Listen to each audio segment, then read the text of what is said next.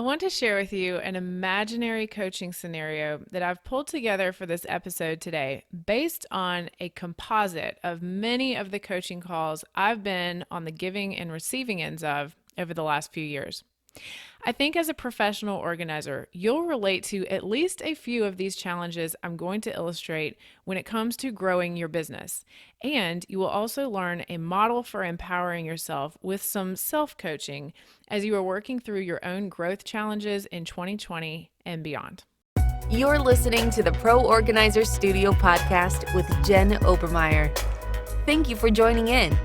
Jen makes it her mission to broaden the horizons of savvy businesswomen in the organizing industry by instilling confidence and inspiring authenticity.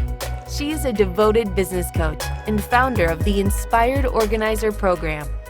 Each week, you'll gain new insight into strategies designed specifically for professional organizers. And now, let's get started. Our imaginary professional organizer for today's episode is extremely competent across many areas, and she is capable of wearing most, if not all, of the hats in her business. As her company has grown, she realizes that she can afford to invest in contractors to outsource many of the tasks that she has been doing herself, such as social media, accounting, publicity, email and administrative chores, and even assistance with client projects on the job. Well, this is an exciting prospect because she'd really like to have more freedom and time to enjoy what she has built while it continues to grow. However, she has repeatedly struggled to find good help, often using someone's services for 1 to 3 months and then discontinuing. When she describes this pattern to me, she is quite honestly outraged at how difficult it is to find someone to meet her standards and feels that she is wasting good money when she could just be doing the job herself. She also shares that she typically chooses females as contractors because she feels it is important to support other women. She wants to be empowering to other young moms trying to balance work and family life because she was once in that same position. Also, because in the past she often wished for a boss that didn't quote unquote breathe down her neck, this coaching client wants to have a team that she can just trust to do their jobs without having to micromanage them.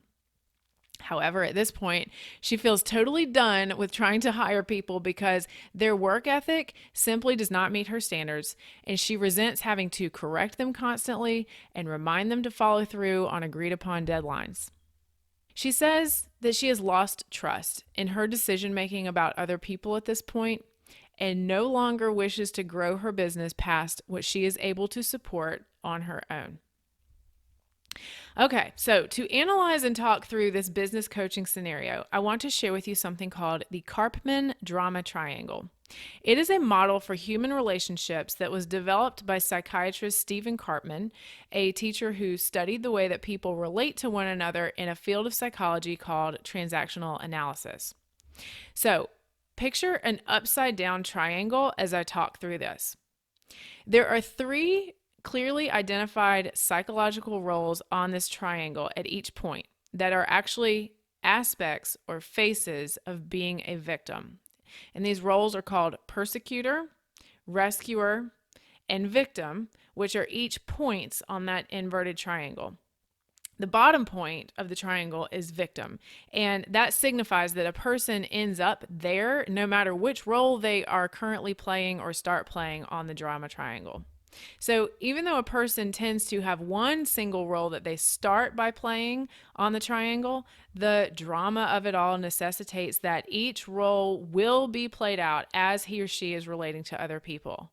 And before you tune out and think that this does not apply to you, playing the part of each of these roles of persecutor, rescuer, and victim is absolutely a human drama that everyone has experienced. So you're going to recognize yourself, your clients, and even your loved ones as I define what each one of these roles are about. Rescuers, one of the top points of the triangle, are defined by seeing themselves as helpers.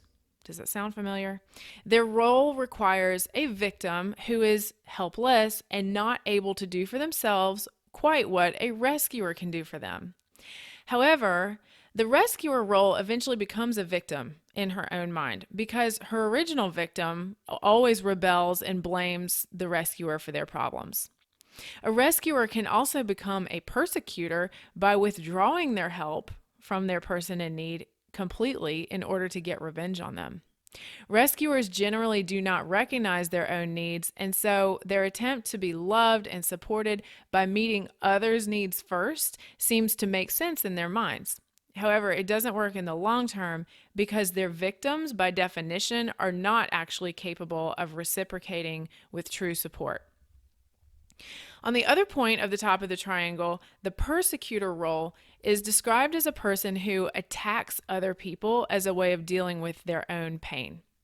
They often do not see themselves as being perpetrators and will describe themselves as victims who are actually justified in their behavior. You can recognize the persecutor in yourself or others because a persecutor has a basic distrust of other people. They will hurt someone in an attempt to protect themselves. In other words, persecutors deny their vulnerability in the same way that rescuers deny their own needs. Persecutors need victims just as rescuers do in order to have someone worthless or worthless below them so that they can feel stronger.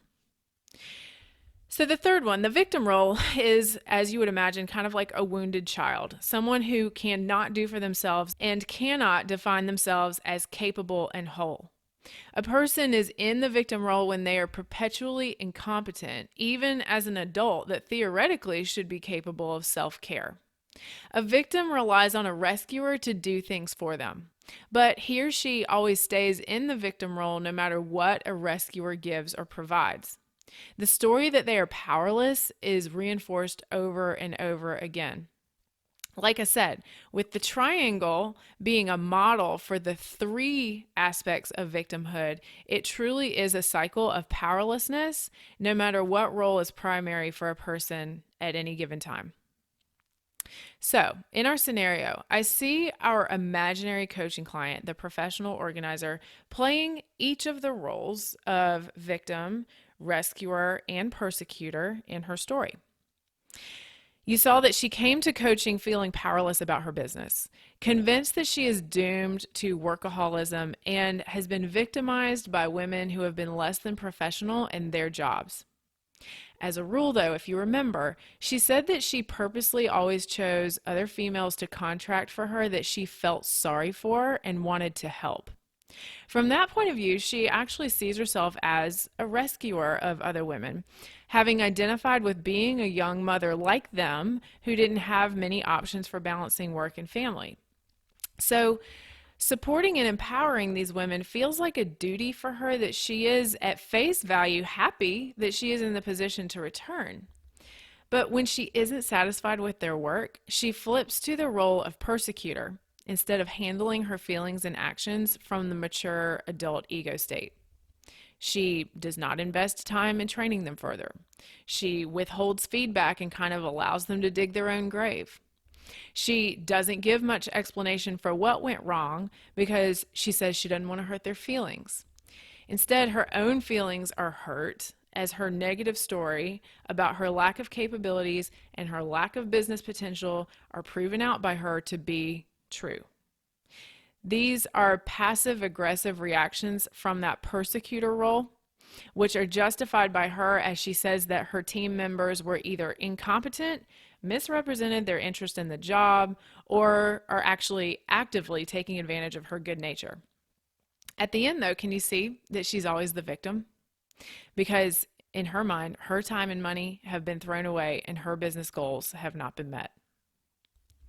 So I would apply the Karpman Drama Triangle model by gently activating my client's mature adult ego state. I know from her previous statements that growing her business is actually really important to her. She recognizes, despite these very specific disappointments, that there are potentially other people who can fulfill these roles in ways that would satisfy her standards and help her bottom line. So I would spend time re-engaging with her vision about what she wants to accomplish in her business and what is possible with a team. I would envision with her about her role as the business owner, the founder and CEO, so that new possibilities are open to her. By sharing with her the roles of the drama triangle, she may recognize that she has attached the idea of being the boss to being a rescuer. In the past, like before she was even an entrepreneur, she may have viewed other bosses that she had in this way, which we know because she referenced having controlling bosses in the past. To me, her rescuing other women by hiring them seems to be the entire starting point for the disappointing results in her business. She may recognize that she felt like a victim in past jobs or even in her role as a working mother. And I know that this is a sensitive subject for her and something that is actually inseparable from how she conducts her business. So if she is able to own up to her reactions and is willing to consider new thoughts and paradigms, there are several options that I see available to her moving forward. One would be to hire contractors and employees based on skills and ability to bring results, as opposed to their life circumstances and potentially unproved abilities. In other words, she would now be acutely aware of her tendency to hire people that remind her of herself when she needed help in the past, so that she can avoid repeating the rescuer drama. Another option would be for this business owner to really invest in herself as the CEO of her company in order to take full ownership of her leadership and communication skills. That way, her team is trained appropriately and given very clear expectations, and she has a process for giving feedback that she is confident about using. And she's likely to have even further insights about what is no longer serving her as she recognizes her reactions that are based in the victim, rescuer, and persecutor roles. While it always seemed intuitively obvious to me that people tend to play a certain role over and over, I personally never realized that people switch roles all the time for different purposes with different people. In this imaginary case study, you can see clearly how each role serves its purpose in getting a person's needs met, even though it doesn't actually work in the long term. By applying the Karpman Drama Triangle, there is so much clarity about the dysfunction that repeats itself in business, and you can see this happening with organizing clients in their lives as well. In this particular example, it's really impactful to see how the avoidance of this mature adult ego state is truly impacting the bottom line of the business. So staying on the drama triangle depletes this professional organizer through physical stress, work relationship failure, and an eventual discounting of her own abilities. As a coach, it is not my role to lecture her on becoming an adult. That would definitely have an undesired effect by disempowering her further. My work is just to shed light on the situation by creating awareness about all this so that she can choose differently in order to get the results that she's ultimately desiring. And then we would work together to develop her leadership and communication skills and design effective business systems. Hey, did you like learning a little bit about coaching and psychology on the podcast? I would love to hear your reactions and aha moments about things that you could relate to from our imaginary case study. Come over and join the free Facebook group for the Pro Organizer Studio podcast at the link in the show notes. We can discuss today's episode, and you can let me know if you'd like more content like this on the show in the future. Thank you for listening to the Pro Organizers Studio podcast. If you'd like to learn more about time-saving services and resources for professional organizers, visit www.proorganizerstudio.com. And if you'd like to get Jen's roadmap to success for launching and growing your professional organizing business, go straight to www.poroadmap.com.